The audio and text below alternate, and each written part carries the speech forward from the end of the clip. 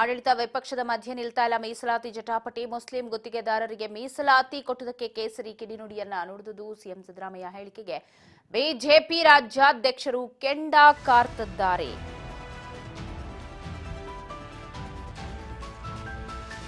ಆಡಳಿತ ವಿಪಕ್ಷದ ಮಧ್ಯೆ ಮೀಸಲಾತಿ ಜಟಾಪಟಿ ನಿಲ್ತಾ ಇಲ್ಲ. ಸಿಎಂ ಸಿದ್ದರಾಮಯ್ಯ ಹೇಳಿಕೆಗೆ ರಾಜ್ಯಾಧ್ಯಕ್ಷರು ಕೆರಳಿ ಕೆಂಡವಾಗಿದ್ದಾರೆ.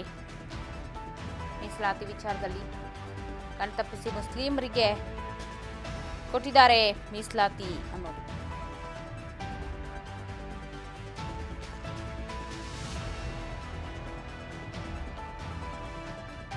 ಮುಸ್ಲಿಂ ಗುತ್ತಿಗೆದಾರರಿಗೆ 4% ಮೀಸಲಾತಿ ವಿಚಾರಕ್ಕೆ ಕೇಸರಿ ಕಿಡಿ ನೋಡಿ. ನಿನ್ನೆ ದಿನ ಸದನದಲ್ಲಿ ಕದ್ದು ಮುಚ್ಚಿ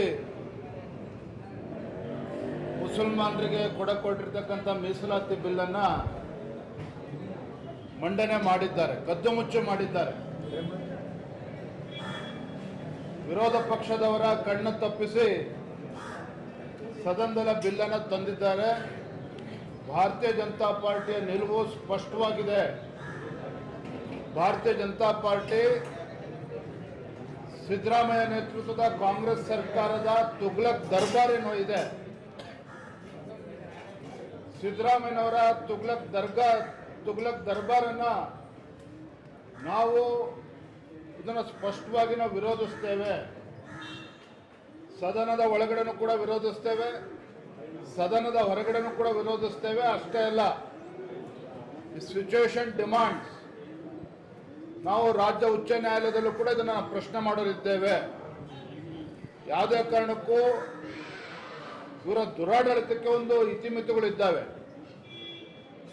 ಅಲ್ಪಸಂಖ್ಯಾತರ ಒಂದು ಓಲೈಕೆ ರಾಜಕಾರಣ ಇವತ್ತೇನು ಕಾಂಗ್ರೆಸ್ ಅವರು ಮಾಡೋದಕ್ಕೆ ಹೊರಟಿದ್ದಾರೆ.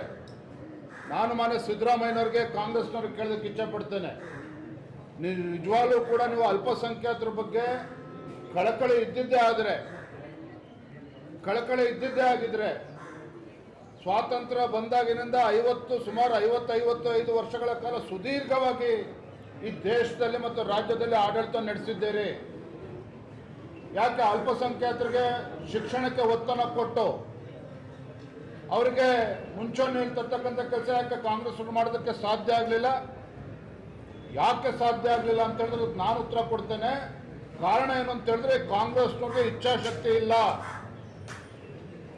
ಒಳ್ಳೆ ಶಿಕ್ಷಣವನ್ನು ಕೊಟ್ಟು ಅವ್ರನ್ನೂ ಕೂಡ ಮುಂದೆ ತರ್ತಕ್ಕಂಥ ಇಚ್ಛಾಶಕ್ತಿ ಯಾವತ್ತೂ ಕೂಡ ಇರಲಿಲ್ಲ. ನಾನು ಇವತ್ತು ಕೇಳ್ತೇನೆ ಸಿದ್ದರಾಮಯ್ಯನವ್ರಿಗೆ, ಭಾರತೀಯ ಜನತಾ ಪಾರ್ಟಿ ಅಲ್ಪಸಂಖ್ಯಾತ ವಿರೋಧಿಗಳು ಅಂತೇಳಿ ನೀವೇನು ಬಿಂಬಿಸಕ್ಕೆ ಹೊರಟಿದ್ದೀರಿ. ಭಾರತೀಯ ಜನತಾ ಪಾರ್ಟಿ ಮುಸಲ್ಮಾನರ ವಿರೋಧಿಗಳಲ್ಲ. ಇವತ್ತು ದೇಶದಲ್ಲಿ ಅಲ್ಪಸಂಖ್ಯಾತ ಮಹಿಳೆಗೂ ಕೂಡ ಸಮಾಜದಲ್ಲಿ ನ್ಯಾಯ ಕೊಡಬೇಕು ಅಂತೇಳಿ ಟ್ರಿಪಲ್ ತಲಾಖನ್ನ ಕಿತ್ತೆ ಹಾಕಿರ್ತಕ್ಕಂಥದ್ದು ಭಾರತೀಯ ಜನತಾ ಪಾರ್ಟಿ ಸರ್ಕಾರ, ನರೇಂದ್ರ ಮೋದಿಜಿ ಸರ್ಕಾರ. ಇವತ್ತು ಕೇಂದ್ರದಲ್ಲಿ ನರೇಂದ್ರ ಮೋದಿಜಿಯವರು ಕೊಟ್ಟಂತ ಕಾರ್ಯಕ್ರಮಗಳು, ಇವತ್ತು ಜನ್ಧನ್ ಅಕೌಂಟನ್ನು ಓಪನ್ ಮಾಡಿ, ಇವತ್ತು ಉಜ್ವಲ ಯೋಜನೆ ಇರ್ಬೋದು, ಅನೇಕ ಯೋಜನೆಗಳೇನು ಕೊಟ್ಟಿದ್ದಾರೆ, ಕೇವಲ ಹಿಂದೂಗಳಿಗೆ ಕೊಟ್ಟಿಲ್ಲ. ಯಡಿಯೂರಪ್ಪರು ಕೊಟ್ಟಂತ ಭಾಗ್ಯಲಕ್ಷ್ಮಿ ಯೋಜನೆ ಕೇವಲ ಹಿಂದೂಗಳಿಗೆ ಕೊಟ್ಟಿಲ್ಲ. ಈ ರಾಜ್ಯದ ಪ್ರತಿಯೊಬ್ಬರಿಗೂ, ಈ ದೇಶದಲ್ಲಿ ಪ್ರತಿಯೊಬ್ಬರಿಗೂ ಕೂಡ ಕೇಂದ್ರ ಸರ್ಕಾರ ಆಗಲಿ ಬಿಜೆಪಿ ಸರ್ಕಾರ ಇವತ್ತು ಕಾರ್ಯಕ್ರಮಗಳನ್ನು ನೀಡಿದೆ. ಆದರೆ ಕಾಂಗ್ರೆಸ್ನವ್ರ ಥರ ಮುಸಲ್ಮಾನರನ್ನ ವೋಟ್ ಬ್ಯಾಂಕ್ ಪೊಲಿಟಿಕ್ಸ್ಗೆ ಸೀಮಿತ ಯಾವತ್ತೂ ಕೂಡ ಭಾರತೀಯ ಜನತಾ ಪಾರ್ಟಿ ಮಾಡಿಲ್ಲ. ಹಾಗಾಗಿ ನಾನಿವತ್ತು ರಾಜ್ಯದ ಮುಖ್ಯಮಂತ್ರಿಗಳಿಗೆ ಇವತ್ತು ಎಚ್ಚರಿಕೆಯನ್ನು ನೀಡ್ತಾ ಇದ್ದೇನೆ. ಈ ನಿಮ್ಮ ದುರಹಂಕಾರದ ನಡೆ ಏನಿದೆ, ಈ ತುಗ್ಲಕ್ ದರ್ಬಾರ್ಗೆ ಇತಿಮಿತಿಗಳಿದೆ. ಹಾಗಾಗಿ ನಾವು ಇದನ್ನು ಯಾವುದೇ ಕಾರಣಕ್ಕೂ ಬಿಡ್ತಕ್ಕಂಥ ಪ್ರಶ್ನೆನೇ ಇಲ್ಲ. ಅಲ್ಪಸಂಖ್ಯಾತರಿಗೆ ಅಥವಾ ಮುಸಲ್ಮಾನರಿಗೆ 4% ಇವತ್ತು ಸರ್ಕಾರಿ ಕಾಂಟ್ರಾಕ್ಟ್ಗಳಲ್ಲೇನು 4% ಮೀಸಲಾತಿ ಇಡಕ್ಕೆ ಹೊರಟಿದ್ರೆ ಅಂತ ಹೇಳಿ ಇತ್ತ ಬಜೆಟ್ ಒಳಗೂ ಹೊರಗೂ ಹೋರಾಟ ನಡೀತಾ ಇದೆ ಮೀಸಲಾತಿ ವಿಚಾರದಲ್ಲಿ.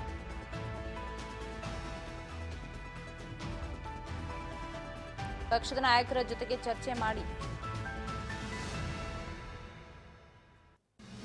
ಹೇಳ್ತೀವಿ ಅಂತ ವಿಧಾನಸೌಧದಲ್ಲಿ ರಾಜ್ಯಾಧ್ಯಕ್ಷ ಬಿವೈ ವಿಜಯೇಂದ್ರ ಹೇಳಿಕೆಯನ್ನು ಕೊಟ್ಟಿದ್ದಾರೆ. ಮಿತಿಮೀರಿದ ದುರಾಡಳಿತ ಉಚ್ಚ ನ್ಯಾಯಾಲಯದಲ್ಲಿ ಪ್ರಶ್ನೆ ಮಾಡ್ತೀವಿ ನಾವು.